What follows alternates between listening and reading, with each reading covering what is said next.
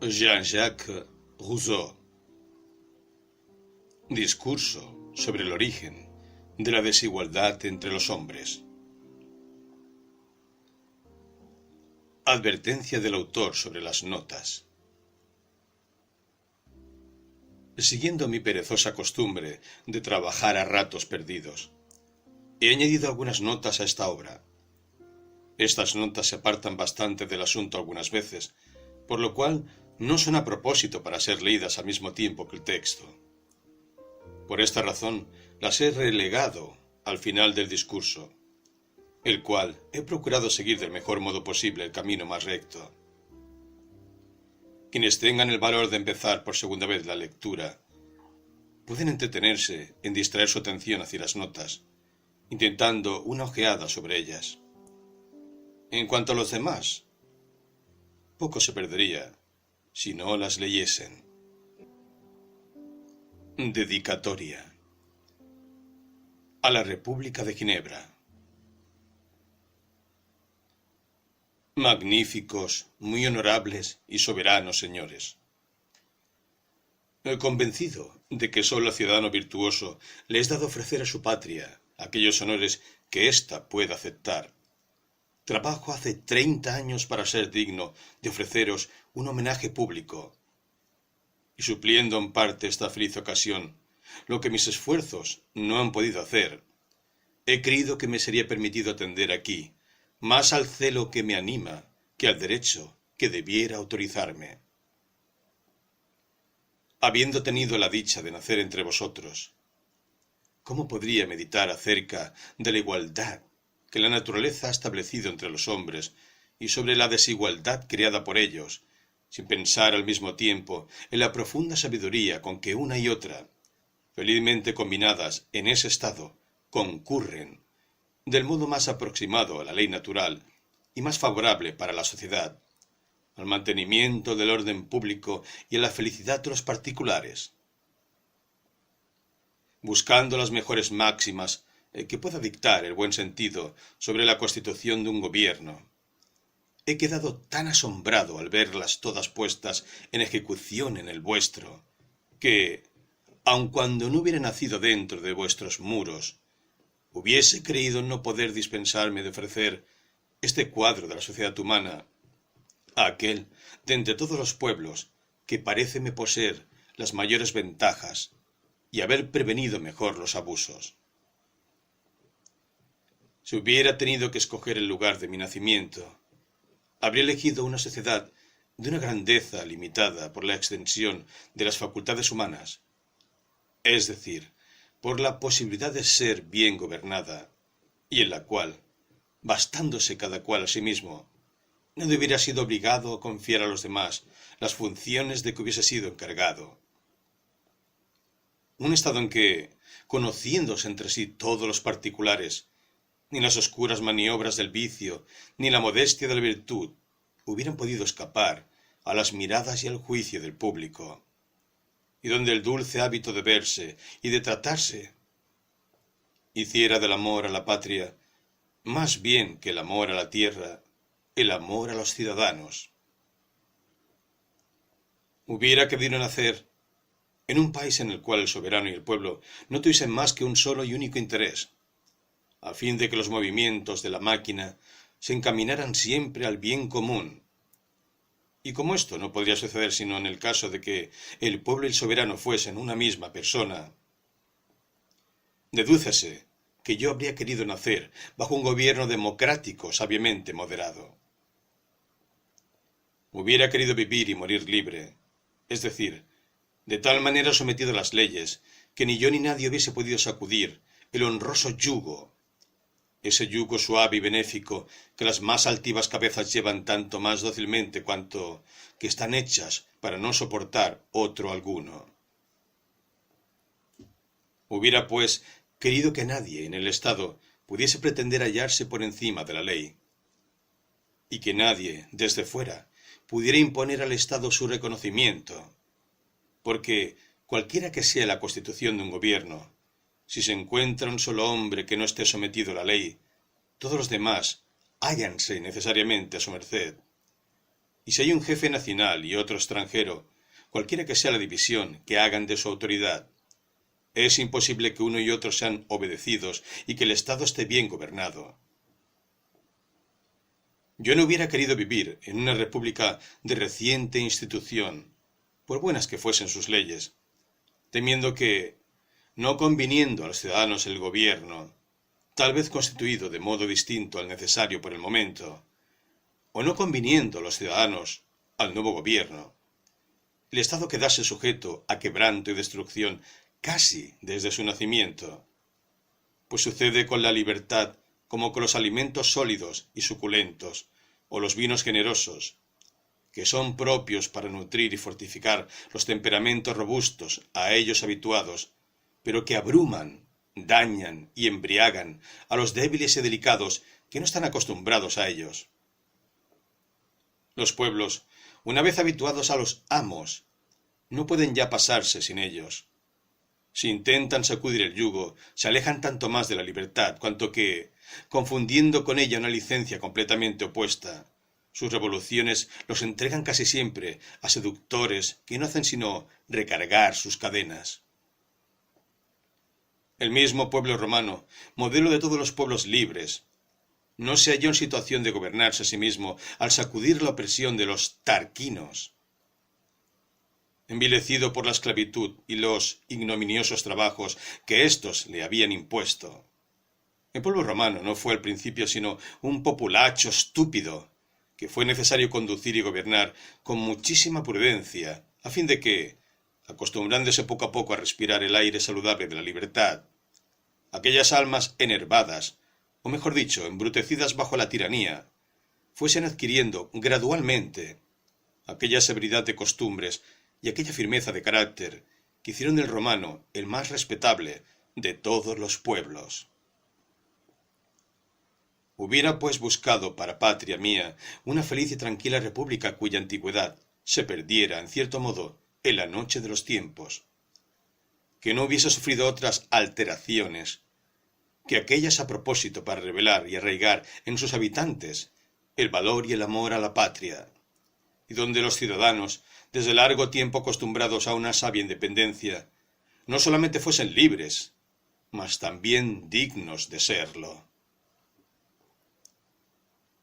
Hubiera querido una patria disuadida, por una feliz impotencia, del feroz espíritu de conquista, y, a cubierto, por una posición todavía más afortunada, del temor de poder ser ella misma la conquista de otro estado. Una ciudad libre colocada entre varios pueblos, que no tuviera interés en invadirla, sino, al contrario, que cada uno lo tuviese en impedir a los demás que la invadieran. Una república, en fin, que no despertara la ambición de sus vecinos y que pudiese, fundadamente, contar con su ayuda en caso necesario. Síguese de esto que, en tan feliz situación, nada habría de temer sino de sí misma, y que, si sus ciudadanos se hubieran ejercitado en el uso de las armas, hubiese sido más bien para mantener en ellos ese ardor guerrero y ese firme valor que también sientan a la libertad y que alimentan su gusto, que por la necesidad de proveer a su propia defensa. Hubiera buscado un país donde el derecho de legislar fuese común a todos los ciudadanos, porque ¿quién puede saber mejor que ellos mismos en qué condiciones les conviene vivir juntos en una misma sociedad? Pero no hubiera aprobado plebiscitos semejantes a los usados por el pueblo romano, en el cual los jefes del Estado y los más interesados en su conservación estaban excluidos de las deliberaciones de las que frecuentemente dependía la salud pública, y donde, por una absurda inconsecuencia, los magistrados hallábanse privados de los derechos de que disfrutaban los simples ciudadanos. Hubiera deseado, al contrario, que, para impedir los proyectos interesados y mal concebidos, y las innovaciones peligrosas que perdieron por fin a los atenienses, no tuviera cualquiera el derecho a proponer caprichosamente nuevas leyes, que este derecho perteneciera solamente a los magistrados, que éstos usasen de él con tanta circunspección, que el pueblo, por su parte, no fuera menos reservado para otorgar su consentimiento, y que la promulgación se hiciera con tanta solemnidad, que antes de que la Constitución fuese alterada, hubiese tiempo para convencerse de que es sobre todo la gran antigüedad de las leyes lo que las hace santas y venerables. Que el pueblo menosprecia rápidamente las leyes que ve cambiar a diario y que, acostumbrándose a descuidar las antiguas costumbres, so pretexto de mejores usos, se introducen frecuentemente grandes males, queriendo corregir otros menores. Hubiera huido, sobre todo, por estar necesariamente mal gobernada, de una república donde el pueblo, creyendo poder prescindir de sus magistrados, o concediéndoles sólo una autoridad precaria, hubiese guardado para sí, con notoria imprudencia, la administración de sus asuntos civiles y la ejecución de sus propias leyes. Tal debió de ser la grosera constitución de los primeros gobiernos, al salir inmediatamente del estado de naturaleza. Y ese fue uno de los vicios que perdieron a la República de Atenas. Pero hubiera elegido la República en donde los particulares, contentándose con otorgar la sanción de las leyes y con decidir, constituidos en cuerpo y previo informe de los jefes, los asuntos públicos más importantes, estableciesen tribunales respetados, distinguiesen con cuidado las diferentes jurisdicciones y eligiesen anualmente para administrar la justicia y gobernar el Estado a los más capaces y a los más íntegros de sus conciudadanos. Aquella donde, sirviendo de testimonio de la sabiduría del pueblo la virtud de los magistrados, unos y otros se honrasen mutuamente, de suerte que, si alguna vez viniesen a turbar la concordia pública funestas desavenencias, aun esos tiempos de ceguedad y de error, quedasen señalados con testimonios de moderación, de estima recíproca, de un común respeto hacia las leyes, presagios y garantías de una reconciliación sincera y perpetua. Tales son, magníficos, muy honorables y soberanos señores, las ventajas que hubiera deseado en la patria de mi elección. Y si la providencia hubiese añadido además una posición encantadora, un clima moderado, una tierra fértil y el paisaje más delicioso que existiera bajo el cielo, sólo habría deseado ya, para colmar mi ventura, poder gozar de todos estos bienes en el seno de esa patria afortunada, viviendo apaciblemente en dulce sociedad con mis conciudadanos y ejerciendo con ellos, a su ejemplo, la humanidad, la amistad y todas las demás virtudes, para dejar tras mí el honroso recuerdo de un hombre de bien y de un honesto y virtuoso patriota. Si, menos afortunado o tardíamente discreto, me hubiera visto reducido a terminar en otros climas una carrera lánguida y enfermiza, lamentando vanamente el reposo y la paz de que me habría privado una imprudente juventud, hubiese al menos alimentado en mi alma esos mismos sentimientos de los cuales no hubiera podido hacer uso en mi país.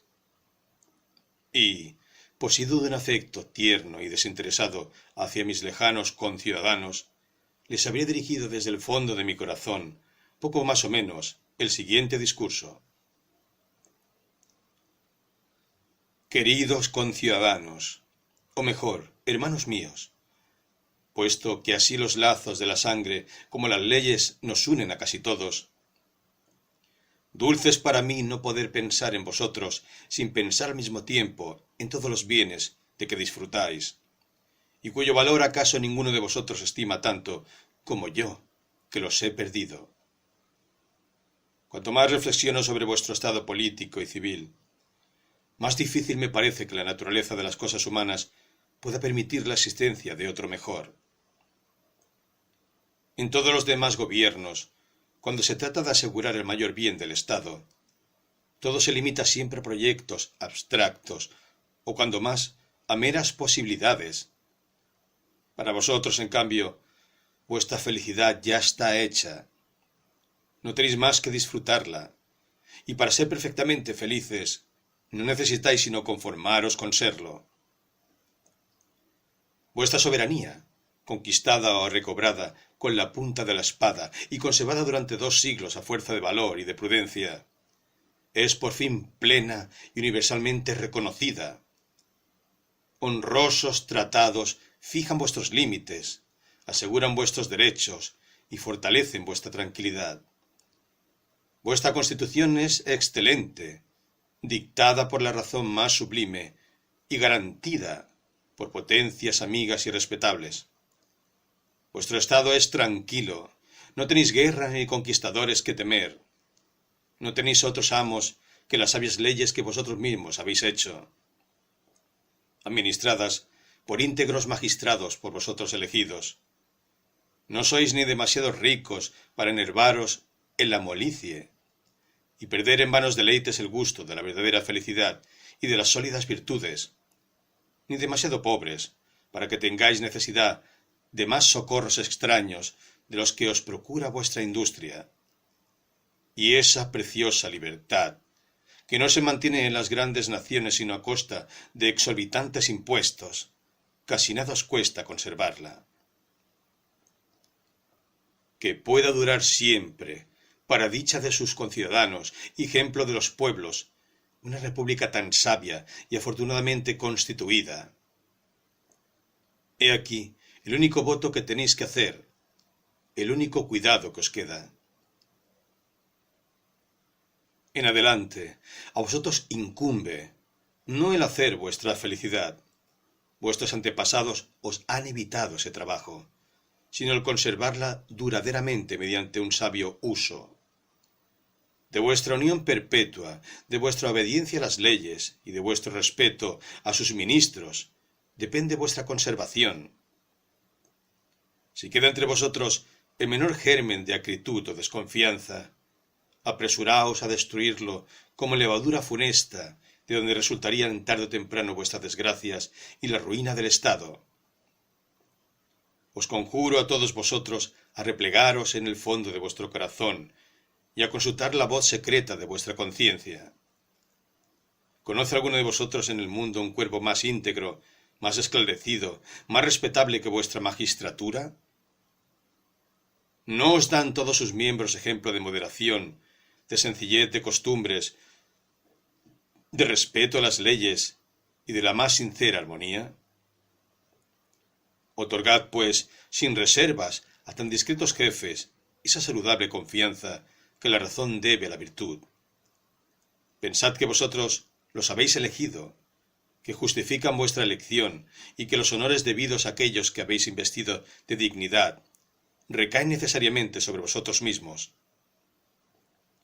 Ninguno de vosotros es tan poco ilustrado que puede ignorar que donde se extingue el vigor de las leyes y la autoridad de sus defensores, no puede haber ni seguridad ni libertad para nadie. ¿De qué se trata, pues, entre vosotros, sino de hacer de buen grado y con justa confianza lo que estaréis siempre obligados a hacer por verdadera conveniencia, por deber y por razón? Que una culpable y funesta indiferencia por el mantenimiento de la Constitución no os haga descuidar nunca, en caso necesario, las sabias advertencias de los más esclarecidos y de los más discretos, sino que la equidad, la moderación, la firmeza más respetuosa sigan regulando vuestros pasos y muestren en vosotros al mundo entero el ejemplo de un pueblo altivo y modesto, tan celoso de su gloria como de su libertad. Guardaos sobre todo, y este será mi último consejo, de escuchar perniciosas interpretaciones y discursos envenenados, cuyos móviles secretos son frecuentemente más peligrosos que las acciones mismas. Una casa entera despiértase y se sobresalta a los primeros ladridos de un buen y fiel guardián que sólo ladra cuando se aproxima a los ladrones. Pero todos odian la impertinencia de esos ruidosos animales que turban sin cesar el reposo público y cuyas advertencias continuas y fuera de lugar no se dejan oír precisamente cuando son necesarias. Y vosotros, magníficos y honorabilísimos señores, vosotros, dignos y respetables magistrados de un pueblo libre, permitidme que os ofrezca en particular mis respetos y atenciones. Si existe en el mundo un rango que pueda enaltecer a quienes lo ocupen, es sin duda el que dan el talento y la virtud, aquel de que os habéis hecho dignos y al cual os han elevado vuestros conciudadanos. Su propio mérito añade al vuestro un nuevo brillo, y, elegidos por hombres capaces de gobernar a otros para que los gobernéis a ellos mismos, os considero tan por encima de los demás magistrados, como un pueblo libre, y sobre todo, el que vosotros tenéis el honor de dirigir, se halla, por sus luces y su razón, por encima del populacho de los otros estados.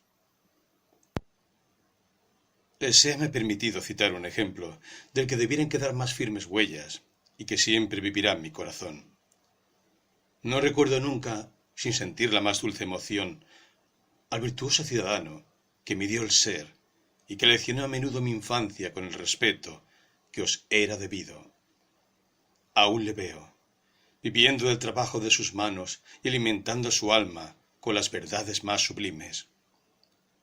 Delante de él, mezclados con las herramientas de su oficio, veo a Tácito, a Plutarco y a Grocio. Veo a su lado mi hijo amado recibiendo, con poco fruto, las tiernas enseñanzas del mejor de los padres. Pero si los extravíos de una loca juventud me hicieron olvidar un tiempo sus sabias lecciones, al fin tengo la dicha de experimentar que, por grande que sea la inclinación hacia el vicio, es difícil que una educación en la cual interviene el corazón se pierda para siempre. Tales son magníficos y honorabilísimos señores, los ciudadanos y aun los simples habitantes nacidos en el estado que gobernáis. Tales son esos hombres instruidos y sensatos, sobre los cuales, bajo el nombre de obreros y de pueblo, se tienen en las otras naciones ideas tan bajas y tan falsas. Mi padre, lo confieso con alegría, no ocupaba entre sus conciudadanos un lugar distinguido. Era lo que todos son, y tal como era, no hay país en que no hubiese sido solicitado y cultivado su trato, y aun con fruto por las personas más honorables. No me incumbe, y gracias al cielo no es necesario, hablaros de las atenciones que de vosotros pueden esperar hombres de semejante excelencia. Vuestros iguales, así por la educación como por los derechos de su nacimiento y de la naturaleza. Vuestros inferiores, por su voluntad, por la preferencia que deben a vuestros merecimientos, y que ellos han reconocido, por la cual, a vuestra vez, les debéis una especie de reconocimiento. Veo con viva satisfacción con cuánta moderación y condescendencia usáis con ellos de la gravedad propia de los ministros de las leyes. Cómo les devolvéis en estima y consideración la obediencia y el respeto que ellos os deben. Conducta llena de justicia y sabiduría, a propósito para alejar cada vez más el recuerdo de dolorosos acontecimientos que es preciso olvidar para no volverlos a ver nunca. Conducta tanto más discreta cuanto que ese pueblo justo y generoso se complace en su deber y ama naturalmente honraros, y que los más fogosos en sostener sus derechos son los más inclinados a respetar los vuestros.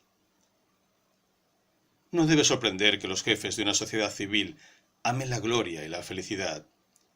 Mas ya es bastante para la tranquilidad de los hombres que aquellos que se consideran como magistrados, o más bien, como señores de una patria más santa y sublime, den pruebas de algún amor a la patria terrenal que los alimenta.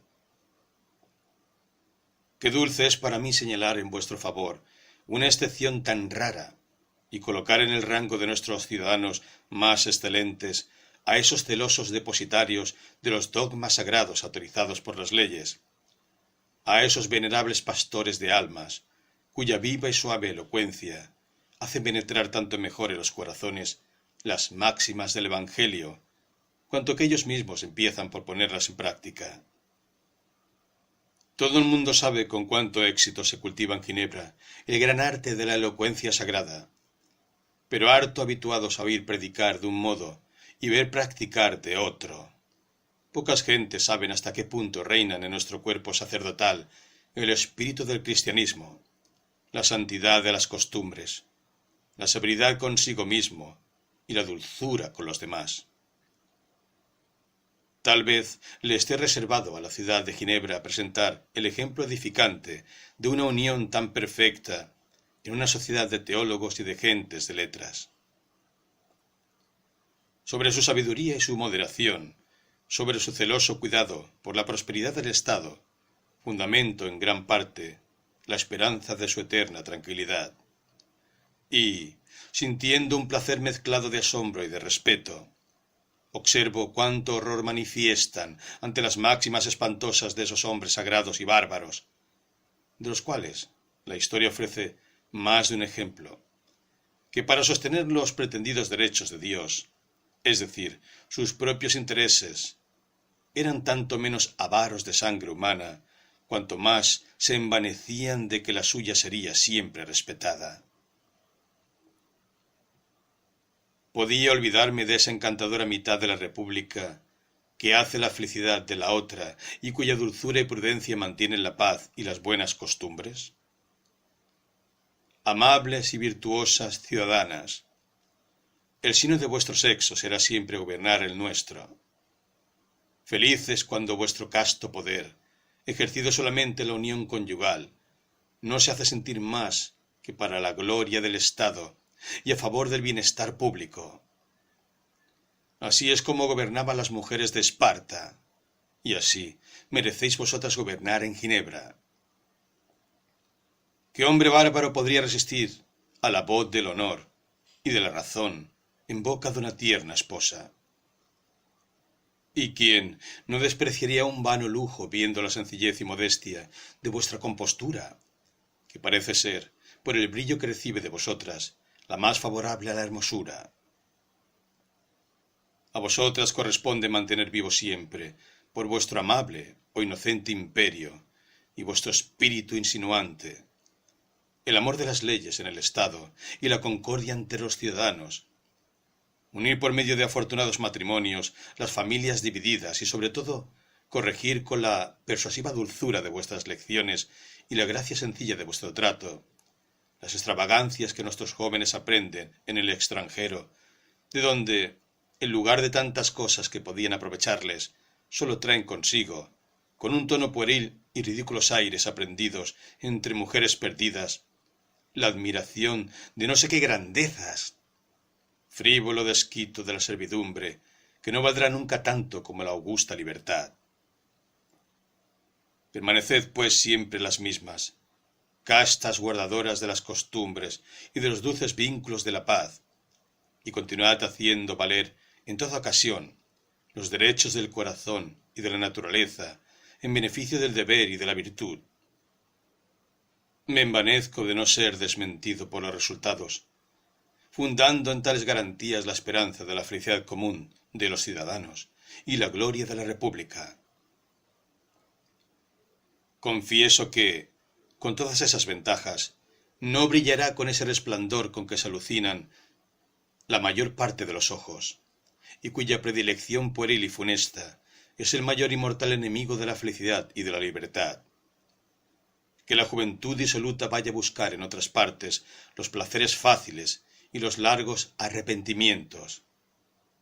Que las pretendidas personas de buen gusto admiren en otros lugares la grandeza de los palacios, la ostentación de los trenes, los soberbios ajuares, la pompa de los espectáculos y todos los refinamientos de la molicie y el lujo. En Ginebra sólo se hallarán hombres. Sin embargo, este espectáculo también tiene su precio, y aquellos que lo busquen bien podrán parangonarse con los admiradores de esas otras cosas. Dignaos, magníficos, muy honorables y soberanos señores, recibir todos con igual bondad el respetuoso testimonio del cuidado que me tomo por vuestra común prosperidad. Si fuese tan desgraciado que apareciera culpable de algún arrebato indiscreto en esta viva efusión de mi corazón, yo os suplico que lo disculpéis en gracia al tierno afecto de un verdadero patriota y al celo ardoroso y legítimo de un hombre que no aspira a mayor felicidad para sí que la de veros a todos dichosos. Soy, con el más profundo respeto, magníficos, muy honorables y soberanos señores, vuestro muy humilde y muy obediente servidor y conciudadano. Jean-Jacques Rousseau, Chambéry, 12 de junio de 1754. Prefacio. El conocimiento del hombre me parece el más útil y el menos adelantado de todos los conocimientos humanos. Y me atrevo a decir que la inscripción del templo de Delfos contenía por sí sola un precepto más importante y más difícil que todos los gruesos volúmenes de los moralistas. Así, considero el asunto de este discurso como una de las cuestiones más interesantes que la filosofía puede proponer a la meditación y, desgraciadamente para nosotros, como uno de los problemas más espinosos que hayan de resolver los filósofos. Porque, ¿cómo conocer el origen de la desigualdad entre los hombres si no se empieza por conocer a los hombres mismos?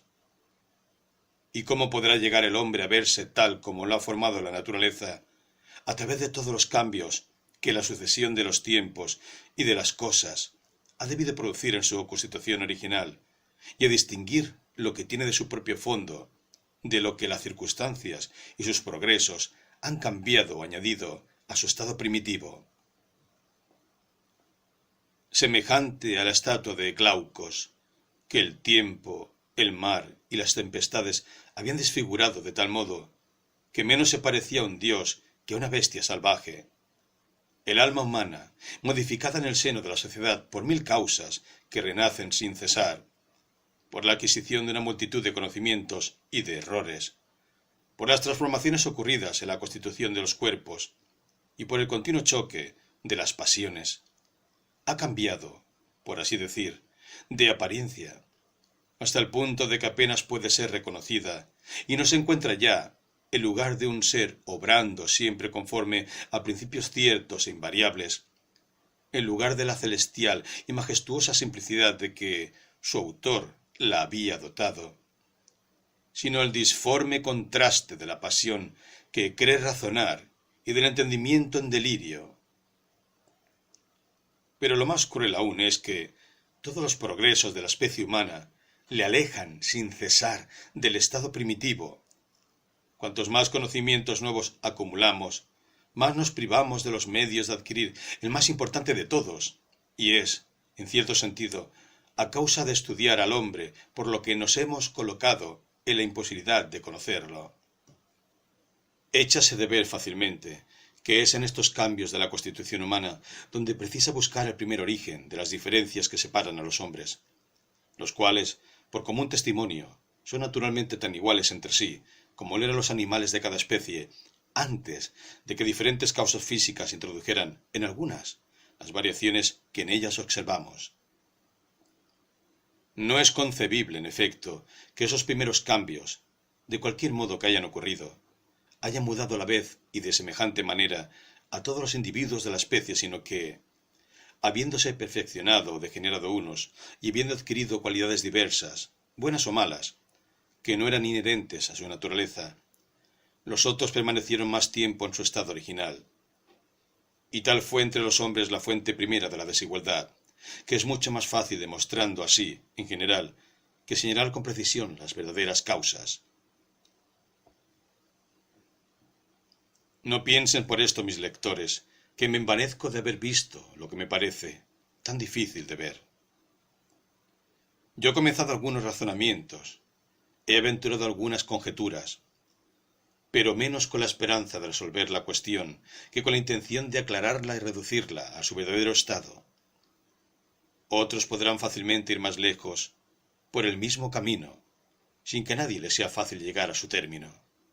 Pues no es ligera empresa distinguir lo que hay de originario y lo que hay de artificial en la naturaleza actual del hombre, y conocer bien su estado, que no existe ya, que acaso no ha existido, que probablemente no existirá nunca, mas del cual es necesario, sin embargo, tener justas nociones para juzgar acertadamente nuestro estado presente. Haría falta más filosofía de lo que se piensa a quien emprendiera la tarea de determinar exactamente las precauciones necesarias para hacer sólidas observaciones sobre este asunto. Y no me parecería indigna de los Aristóteles y Plinios de nuestro siglo una buena solución del problema siguiente. ¿Qué experiencias serían necesarias para llegar a conocer al hombre natural? ¿Y cuáles son los medios de hacer estas experiencias en el seno de la sociedad? Lejos de emprender la solución de este problema, me atrevo a responder por anticipado, después de haber meditado bastante sobre esta cuestión, que los más grandes filósofos no serán bastante capaces para dirigir esas experiencias, ni los más poderosos soberanos para ponerlas en práctica. Concurso que, por otra parte, no es razonable esperar, sobre todo con la perseverancia y más bien con la continuidad de inteligencia y de buena voluntad necesaria de una y otra parte para asegurar el éxito. Estas investigaciones tan difíciles de hacer y en las cuales tampoco se ha pensado hasta ahora, son, sin embargo, los únicos medios que nos quedan para resolver una multitud de dificultades que nos impiden el conocimiento de los fundamentos reales de la sociedad humana. Es esta ignorancia de la naturaleza del hombre lo que produce tanta incertidumbre y oscuridad sobre la verdadera definición del derecho natural. Pues la idea del derecho, dice Burlamaqui, y más aún la del derecho natural, son manifiestamente ideas relativas a la naturaleza del hombre. Por consiguiente, continúa, de esta misma naturaleza del hombre, de su constitución y de su estado, es necesario deducir los principios de esa ciencia. No sin sorpresa y escándalo se observa el desacuerdo que reina sobre esta importante materia entre los diversos autores que de ella han tratado. Entre los escritores más serios, apenas si se encuentran dos que manifiesten la misma opinión sobre este punto. Sin hablar de los filósofos antiguos, que parece se empeñaron en la tarea de contradecirse unos a otros sobre los principios más fundamentales. Los jurisconsultos romanos someten indistintamente el hombre y los demás animales a la misma ley natural, porque considera más bien, bajo ese nombre, la ley que la naturaleza se impone a sí misma, que la prescrita por ella, o más bien a causa de la particular acepción con que interpretan esos jurisconsultos la palabra ley, que parece ser la han tomado en este punto como expresión de las relaciones generales establecidas por la naturaleza entre todos los seres animados para su conservación. Los modernos, reconociendo solamente bajo el nombre de ley una regla prescrita a un ser moral, es decir, inteligente, libre y considerado en sus relaciones con otros seres semejantes, limitan consiguientemente la competencia de la ley natural tan solo al animal dotado de razón, es decir, al hombre.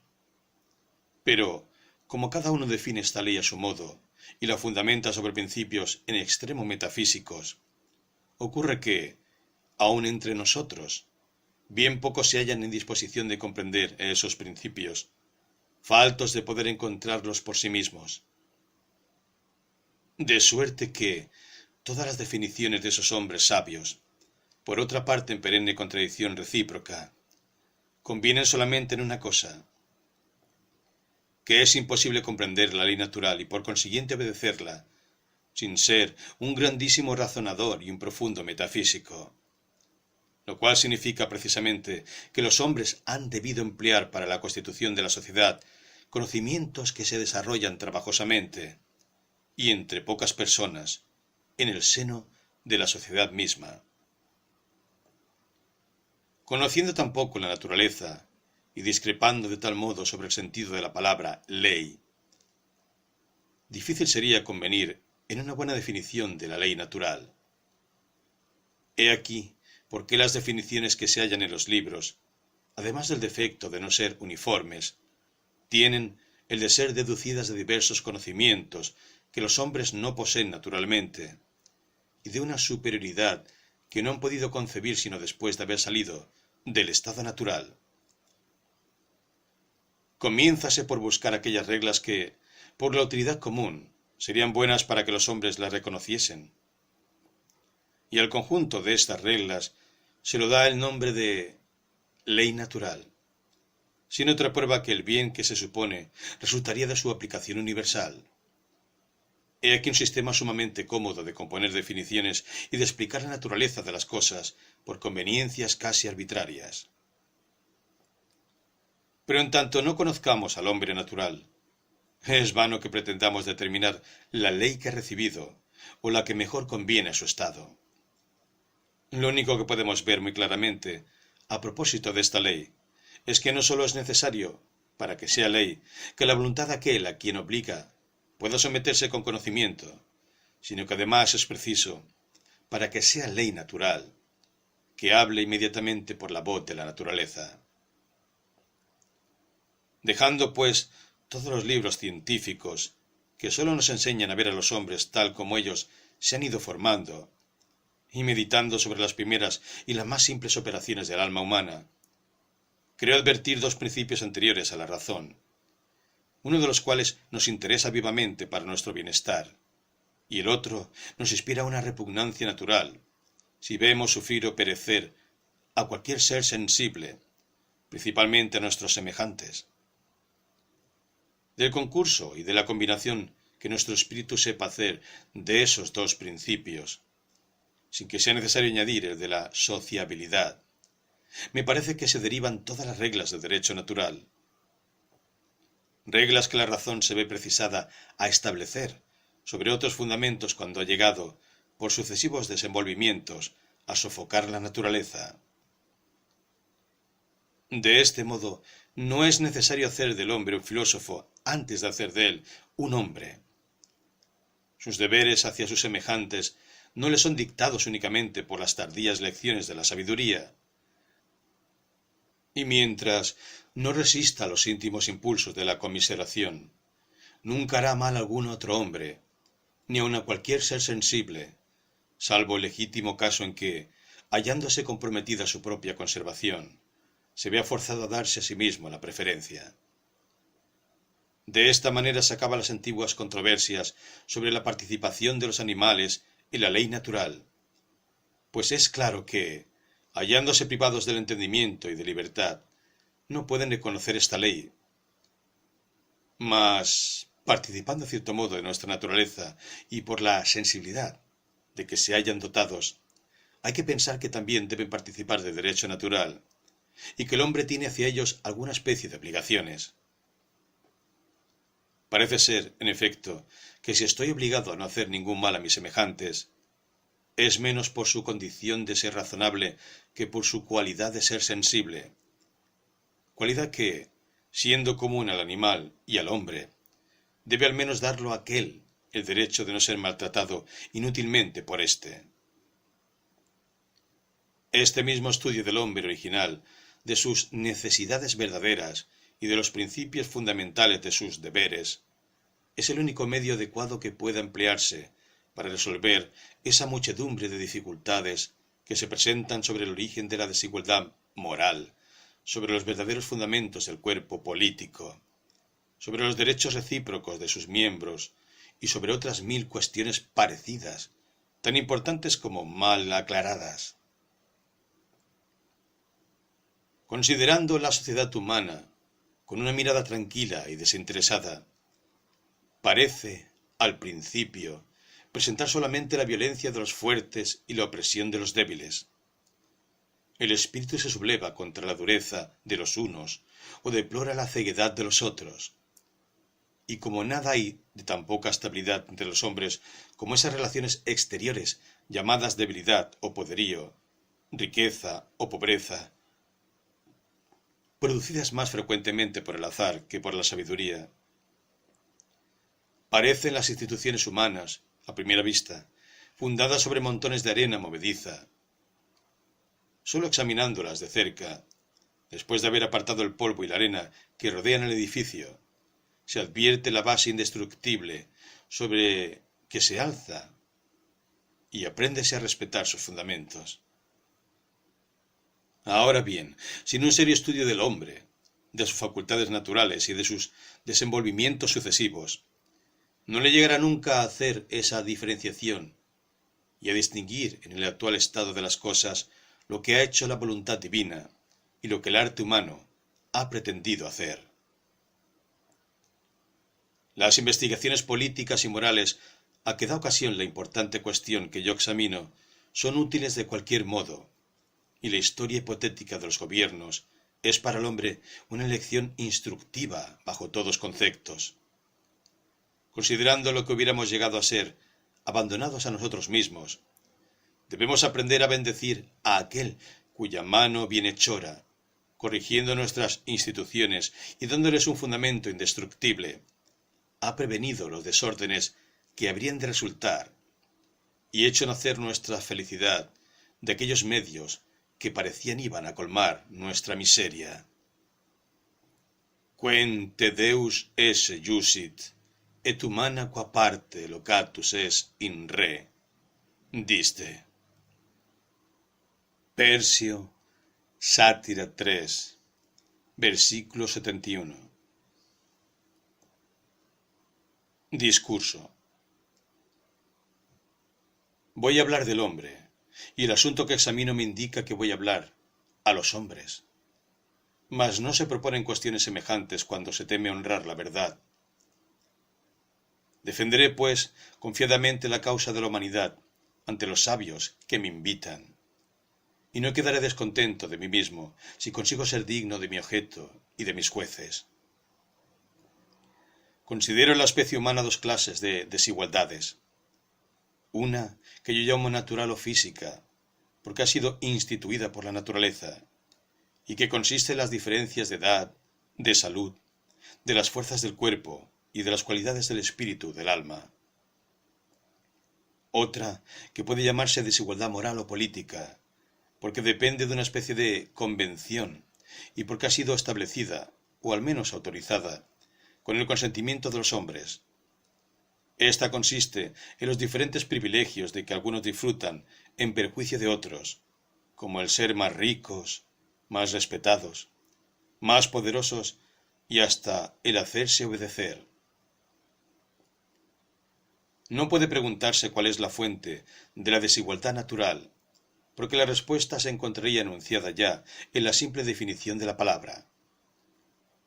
Menos aún puede buscarse si no habría algún enlace esencial entre una y otra desigualdad, pues esto equivaldría a preguntar, en otros términos, si los que mandan son necesariamente mejores que los que obedecen, y si la fuerza del cuerpo, del espíritu, la sabiduría o la virtud, se hallan siempre los mismos individuos en proporción con su poder o su riqueza. Cuestión a propósito quizá para ser disentida entre esclavos en presencia de sus amos, pero que no conviene a hombres razonables y libres que buscan la verdad. ¿De qué se trata, pues, exactamente en este discurso?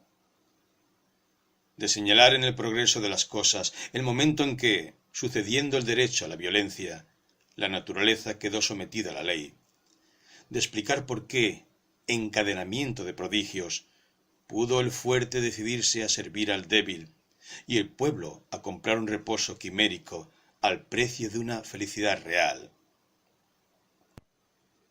Todos los filósofos que han examinado los fundamentos de la sociedad han comprendido la necesidad de retrotraer la investigación al estado de naturaleza, pero ninguno de ellos ha llegado hasta ahí. Unos no han titubeado en suponer, en el hombre, en tal estado la noción de justo e injusto, sin cuidarse de probar que pudiera haber existido esa noción, ni aun que lo fuera útil. Otros han hablado del derecho natural que tiene cada cual de conservar lo que le pertenece, sin explicar qué entendían por pertenecer. Otros, atribuyendo primero al más fuerte la autoridad sobre el más débil, han hecho nacer enseguida el gobierno, sin pensar en el tiempo que debió transcurrir antes de que el sentido de las palabras autoridad y gobierno pudiera existir entre los hombres. Todos, en fin, hablando sin cesar de necesidad, de codicia, de opresión, de deseo y de orgullo, han transferido al estado de naturaleza ideas tomadas de la sociedad. Hablaban del hombre salvaje y describían al hombre civil. No ha despuntado siquiera en el espíritu de la mayor parte de nuestros filósofos la duda de que hubiera existido el estado natural, cuando es evidente, por la lectura de los libros sagrados, que el primer hombre, habiendo recibido directamente de Dios reglas y entendimiento, no se hallaba por consiguiente en ese estado, y que, concediéndose a las escrituras de Moisés la fe que les debe todo filósofo cristiano, debe negarse que, aun antes del diluvio, se hayan encontrado nunca los hombres en el puro estado natural, a menos que no hubiesen recaído en él. Paradoja muy difícil de defender y completamente imposible de probar. Empecemos, pues, por rechazar todos los hechos, dado que no se relacionan con la cuestión.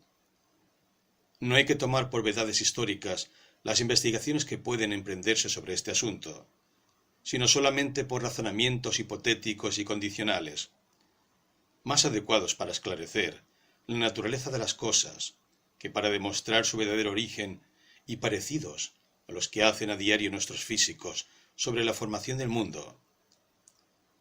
La religión nos ordena creer que, habiendo Dios mismo sacado a los hombres del estado natural inmediatamente después de la creación, son desiguales porque Él ha querido que lo fuesen.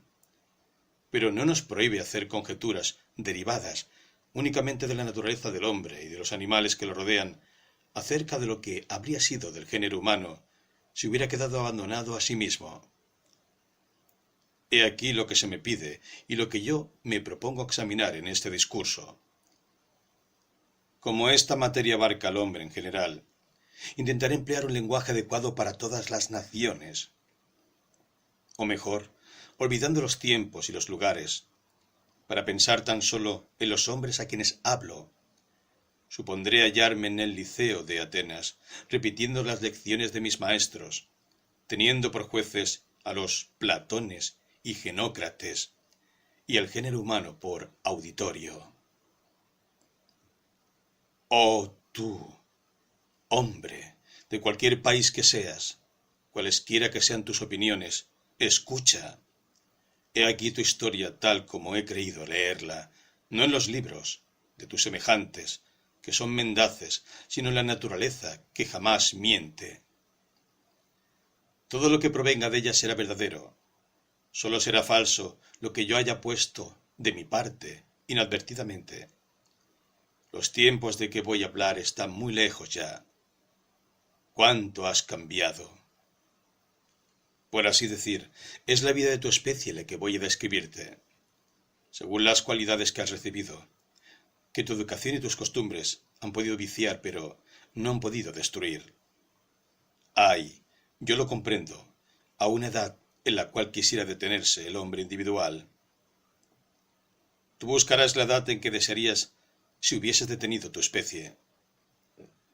Disgustado de tu estado presente por razones que anuncian a tu posteridad desdichada, de sazones mayores todavía, tal vez desearías poder retroceder. Este sentimiento debe servir de elogio a tus primeros antepasados, de crítica a tus contemporáneos, de espanto para aquellos que tengan la desgracia de vivir después que tú. Primera parte. Por importante que sea, para bien juzgar del estado natural del hombre, considerarle desde su origen y examinarle, por así decir, en el primer embrión de la especie, yo no seguiré su organización a través de sus desenvolvimientos sucesivos, ni me detendré tampoco a buscar en el sistema animal lo que haya podido ser al principio para llegar por último a lo que es. No examinaré si, como piensa Aristóteles, sus prolongadas uñas fueron al principio garras ganchudas, si era velludo como un oso, y si, caminando a 4 pies, su mirada, dirigida hacia la tierra y limitada en horizonte de algunos pasos, no indicaba al mismo tiempo el carácter y los límites de sus ideas. No podría hacer sobre esta materia sino conjeturas vagas y casi imaginarias. La anatomía comparada no ha hecho todavía suficientes progresos, y las observaciones de los naturalistas son aún demasiado inciertas para que pueda establecerse sobre fundamentos semejantes la base de un razonamiento sólido. De modo que, sin recurrir a los conocimientos naturales que poseemos sobre este punto, y sin parar atención en los cambios que han debido tener lugar tanto en la conformación interior como en la exterior del hombre, a medida que aplicaba a sus miembros a nuevos usos y se nutría con nuevos alimentos, le supondré constituido de todo tiempo como le veo hoy día, andando en dos pies, sirviéndose de sus manos como nosotros de las nuestras, y midiendo con la mirada la infinita extensión del cielo. Despojando este ser, así constituido, de todos los dones sobrenaturales que haya podido recibir, y de todas las facultades artificiales que no ha podido adquirir sino mediante largos procesos, considerándole, en una palabra, tal como ha debido salir de manos de la naturaleza, veo un animal menos fuerte que unos, menos ágil que otros, pero en conjunto el más ventajosamente organizado de todos. Le veo saciándose bajo una encina, aplacando su sed en el primer arroyo, y hallando su lecho al pie del mismo árbol que le ha proporcionado el alimento. He ahí sus necesidades satisfechas. La tierra, abandonada a su fertilidad natural, y cubierta de bosques inmensos, que nunca mutiló el hacha, ofrece a cada paso almacenes y retiros a los animales de toda especie. Dispersos entre ellos, los hombres observan, imitan su industria, elevándose así hasta el instinto de las bestias, con la ventaja de que, si cada especie solo posee el suyo propio, el hombre, no teniendo acaso ninguno que le pertenezca, se los apropia a todos, se nutre igualmente con la mayor parte de los alimentos que los otros animales se disputan, y encuentra, por consiguiente, su subsistencia con mayor facilidad que ninguno de ellos.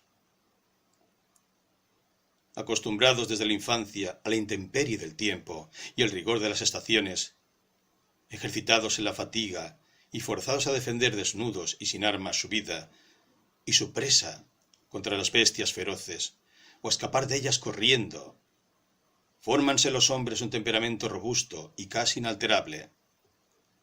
Los hijos, viniendo al mundo con la excelente constitución de sus padres, y fortificándola con los mismos ejercicios que la han producido, adquieren de ese modo todo el vigor de que es capaz la especie humana. La naturaleza procede con ellos, precisamente como la ley de Esparta con los hijos de los ciudadanos. Hace fuertes y robustos a los bien constituidos, y deja perecer a todos los demás, a diferencia de nuestras sociedades donde el Estado, haciendo que los hijos sean onerosos a los padres, los mata indistintamente antes de su nacimiento. Siendo el cuerpo del hombre salvaje el único instrumento de él conocido, lo emplean usos diversos, de que son incapaces los nuestros por falta de ejercicio. Y es nuestra industria la que nos arrebata la agilidad y la fuerza que la necesidad lo obliga a adquirir. Si hubiera tenido hacha, ¿habría roto con el puño tan fuertes ramas? Si hubiese tenido honda, ¿lanzaría a brazo con tanta fuerza las piedras? Si hubiera tenido escalera, ¿treparía con tanta ligereza por los árboles? Si hubiese tenido caballos, ¿sería tan rápido en la carrera? Dad al hombre civilizado el tiempo preciso para reunir todas esas máquinas a su derredor. No cabe duda de que superará fácilmente al hombre salvaje. Mas si queréis ver un combate aún más desigual, ponedlos desnudos y desarmados frente a frente, y bien pronto reconoceréis cuáles son las ventajas de tener continuamente a su disposición todas sus fuerzas, de estar siempre preparado para cualquier contingencia, y de conducirse siempre consigo, por así decir, todo entero. Hobbes pretende que el hombre es naturalmente intrépido, y ama solo el ataque y el combate. Un filósofo ilustre piensa, al contrario, y Cumberland y Pufendorf Así lo